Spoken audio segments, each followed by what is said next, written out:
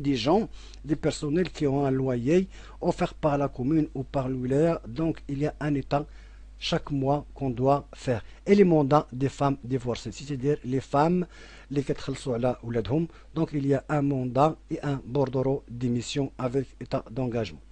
Les éditions, je peux éditer les buteurs. Quand je fais les buteurs, il y a les titulaires et les temporaires et les saisonniers. Les titulaires, il y a par buteur.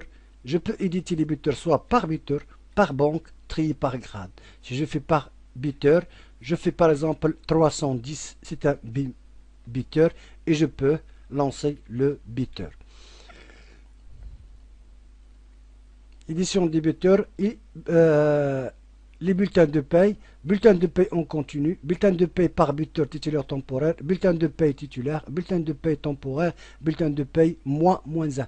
Je peux éditer les bulletins de paye de mois moins 1. C'est-à-dire si on est en novembre, je peux le éditer de octobre.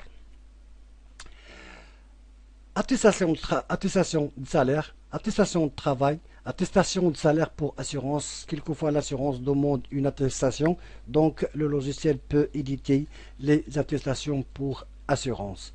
Les virements. Avant disons avant 2000,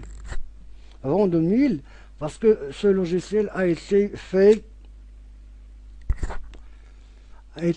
à l'époque de... C'est le premier logiciel qui a été fait pour la commune de Ainsba. Parce que ici à Casablanca, la première commune qui a été informatisée, c'était la commune de Ainsba et la commune de... la commune de Ainsba, à mon avis, c'était en 1986. Donc il y avait tous ces modules, je les laissés pour ne plus les annuler. Les virements, il y a virement titulaire, bordereau d'envoi, virement temporaire, bordereau d'envoi par buteur. Ce sont des modules anciens qui ont été déjà à l'époque. Liste par banque, avis de crédit titulaire, avis de crédit temporaire, avis de crédit divers. Quand je vois avis de crédit divers, je peux spécifier l'avis de crédit, soit les élus, les loyers ou les rappels. Les mandats, on envoie les mandats standards. Donc, on a vu l'édition et les utilitaires. Divers états budgétaires, on voit l'état prévisionnel et l'état du personnel. L'état prévisionnel, c'est-à-dire à la fin de chaque année, on doit faire un budget prévisionnel, c'est-à-dire les dépenses prévisionnelles qu'on va faire pour l'année prochaine. Donc, dans ce module, on doit spécifier par exemple les titulaires et je vois maintenant, je prends l'exercice par exemple 2011. Il va me donner déjà toutes les personnes titulaires. Je dois ici, je mets supprimer, je supprime cette année, je recommence, je dis 2012, je choisis le nombre de mois. J'ai le droit jusqu'à 18 mois ou bien je peux écrire n'importe quel mois. On va voir ça. Je choisis tout d'abord 12 mois. Il va me dire, voulez-vous autogénérer les états pour cette année? Je dis oui.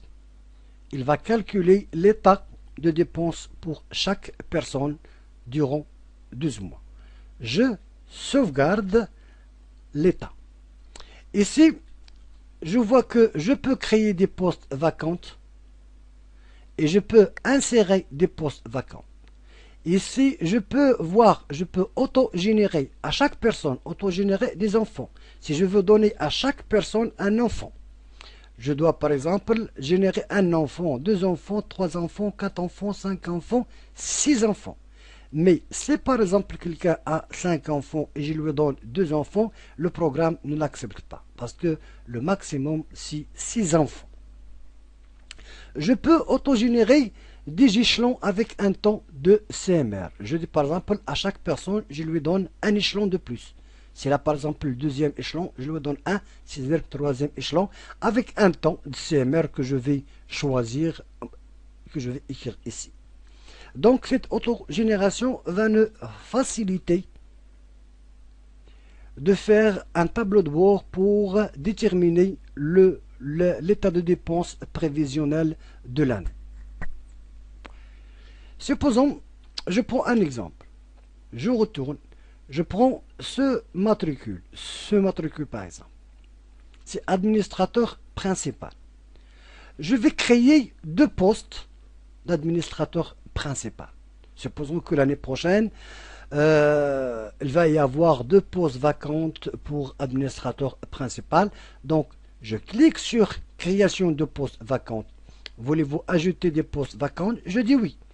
Je mets ici 02, c'est-à-dire choisir d'abord quel grade. Je choisis le grade C, administrateur principal. Je mets deux postes. Je valide. Ici, il va me donner l'échelle 11. Alors, il va me dire, vous avez choisi deux postes vacantes pour l'administrateur principal avec l'échelle 11, mais quel échelon? Je lui donne échelon, par exemple, 0,2. Une fois je valide, il va me calculer les indices, les traitements de base, les indemnités de résidence, les enfants. Les enfants, je vais lui donner, par exemple, deux enfants, autre indemnité et le total des biens. Et ici, autre donnée, il va me donner salissement, il n'y a pas de salissement, CMR, RCR, numéro d'affiliation non, le CNOPS et le total de données. Si je fais une erreur, je sauvegarde, je peux régénérer le matricule. Quelquefois, pendant des rappels, l'argent ou bien le budget était consommé par les rappels. Il dit